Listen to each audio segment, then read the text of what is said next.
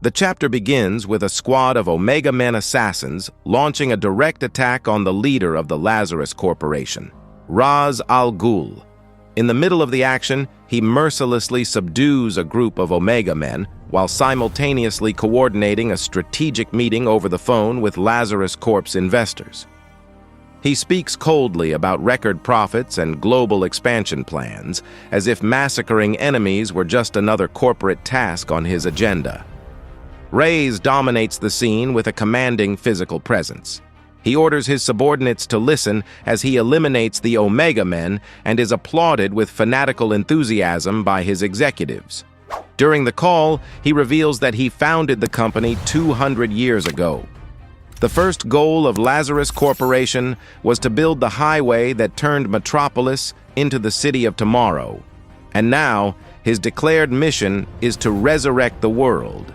To demonstrate a bit of his power, Raz throws one of the surviving Omega Men into a Lazarus chamber and activates the process. The victim is instantly reverted to infancy, a crying baby now lying on the floor. He picks up the baby, walks to the edge of the building's balcony, and with disdain simply throws the child off the top of the tower, murmuring that if he was once known as the demon's head, now he would be the god's head. His only regret is not having a son through whom he could heal the world, but he promised that would change soon. After killing the baby, Ra's al Ghul ends the call with the investors by declaring that Lazarus represents the world's only true hope. Meanwhile, in Smallville, Superman enters the nursing home where Martha Kent is staying in the middle of the night. He tells her about his travels and the places he's been, and he also brought some seashells because Martha once told him she wished she could see all 5 oceans. Martha wakes up, but she doesn't recognize him due to her Alzheimer's disease. She starts shouting Jonathan's name, claiming there's someone in her room, causing Kal-El to flee as fast as he can. Heartbroken by the situation, Kal-El walks down Main Street in Smallville and notices that all the businesses have either shut down or been bought by the Lazarus Corp. Suddenly, he realizes he's being followed by 2 people. On one side is Jimmy Olsen, who is one of the Omega Men. On the other side is Lois Lane, who was also tracking the Kryptonian. She explains that she didn't come on behalf of the Lazarus Corporation, that she's here on her own. But since Lois and Jimmy are on opposite sides, they begin to argue. The Omega Men put Jimmy's father in a wheelchair, and Lazarus Corp is clearly the main villain of this story. Superman uses the distraction to disappear. Still, Lois starts speaking out loud, hoping he's listening. She shares details of her investigation in Smallville, where countless accidents and catastrophes had been mysteriously prevented. People were being saved in inexplicable ways, and she came to the logical conclusion that it could only be Superman. She also discovered that Kal-El had some connection to the Kent family, but that this connection had been taken from him by the Lazarus Corporation. Now she believes that Kal has been traveling from continent to continent, searching for a place to belong. He needs someone he can trust, and maybe that someone is Lois. Jimmy, for his part, argues that Superman didn't just return to hide, but to protect Smallville and free its people from the oppressive corporate rule of Lazarus, the same empire Lois is serving. Sul, the artificial intelligence embedded in Superman's suit, also joins the conversation and tells him that Lois and Jimmy are the perfect embodiment of Earth's dominant physiologies. They talk a lot and listen very little. That's when Superman shows up again. He says he came to Smallville because of Christopher Smith, the Peacemaker, who killed several innocent people in Pakistan. Kal-El hoped to find a reason not to kill him. But before he could say more, something unexpected happened. A kryptonite weapon was fired directly into his chest, and for the first time, a single hit brought Superman to his knees as his solar energy began to drain slowly. It's obvious the attackers were part of a Lazarus Corp peacekeeper unit. As they descend from helicopters, Jimmy and Lois point their weapons at each other, Jimmy thinking Lois led them there. But Lois lowers her gun, saying that yes, they're on opposite sides and disagree on everything, But if they don't work together to save Superman now, Kal-El will die, and they'll regret it forever.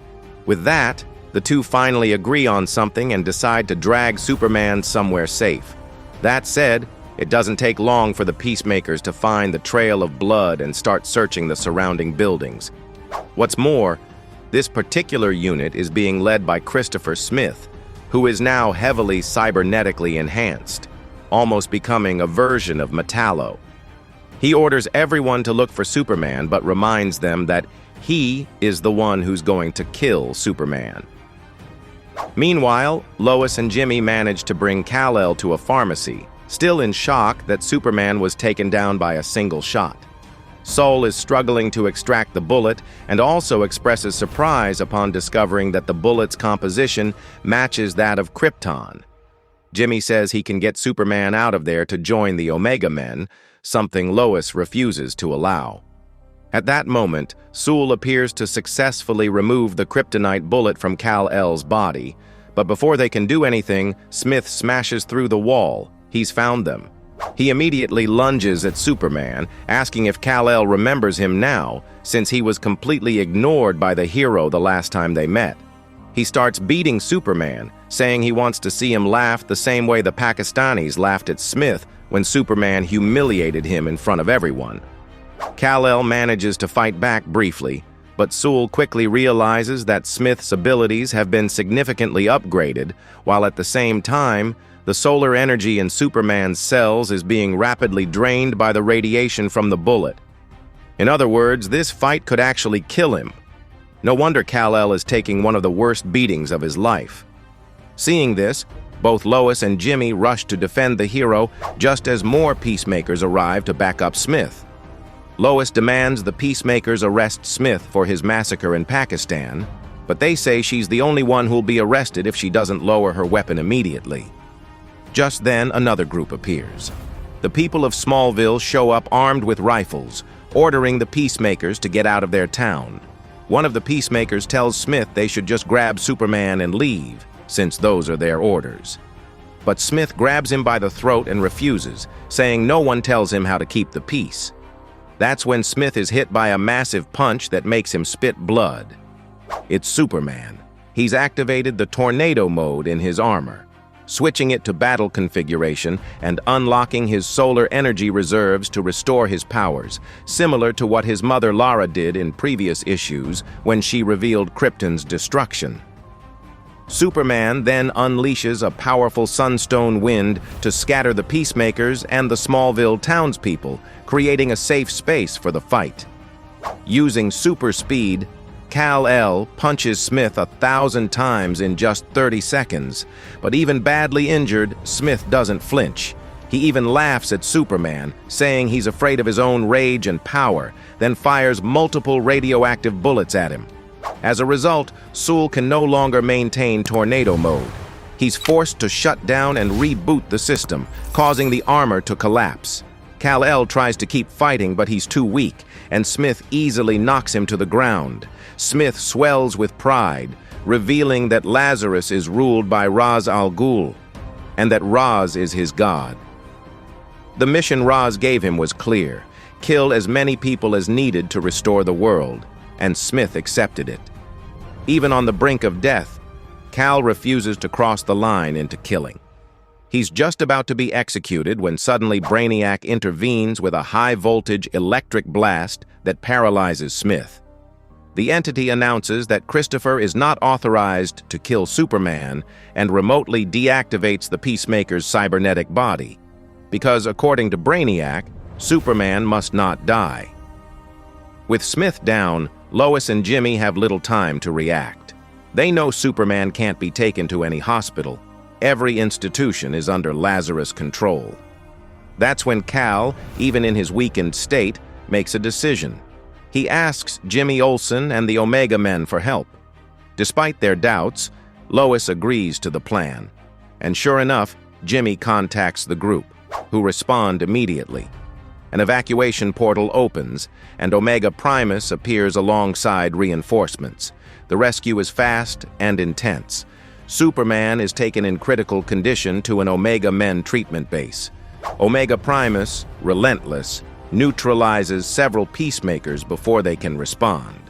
Lois tries to follow them but is blocked by Omega Primus, as she's still considered an enemy, and her prior ties to Lazarus make her an unwelcome presence among the rebels. The portal closes with Lois watching helplessly. She's left behind, though she understands why. The chapter ends with Lois surrounded by the peacemakers, asking herself what she has done.